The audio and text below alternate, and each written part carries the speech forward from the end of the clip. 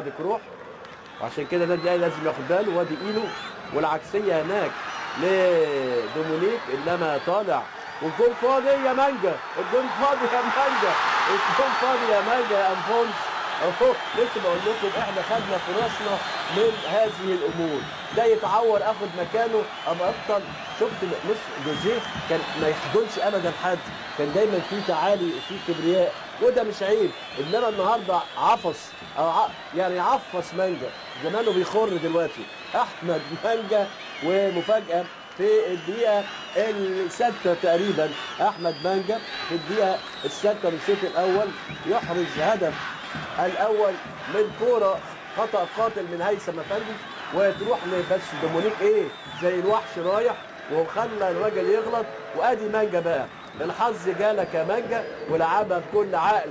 وواحد الاهلي لا شيء وادي دجله بعد 6 دقائق.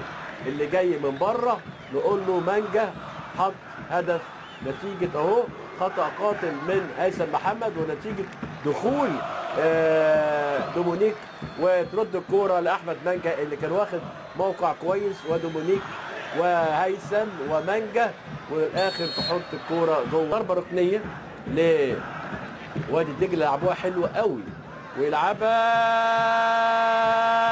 ايديا وهدف هدف هدف جميل. وادي دجله بصوا الراجل ده لعب الكوره اهو، فده ما لمسهاش، قام لعبها مره ثانيه. هل ممكن اللعيب يلعبها مرتين؟ يعني الحكم ما خدش باله، اللعيب لعب الكوره دي مرتين، زقها ومحدش لمسها وراح. يعني فينك يا شناوي؟ النهارده الشناوي غياب. وعموما الاغا اهو اتلعبت الكوره، الانطلاقات اللي بقول عليها انطلق الاغا. وادي ايلو وادي ايلو وادي دومونيك. اوه يا ولد يا ولد يا ولد يا ولد، ما تفكرش بقى لسه جوزيه، خلاص اقعد.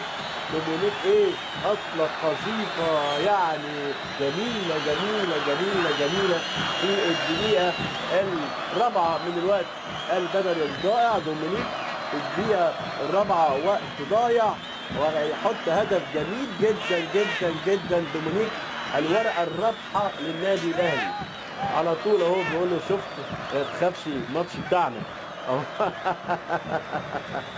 اللعيب لما يكون نجم ودمه خفيف يعني تبقى جميله جدا.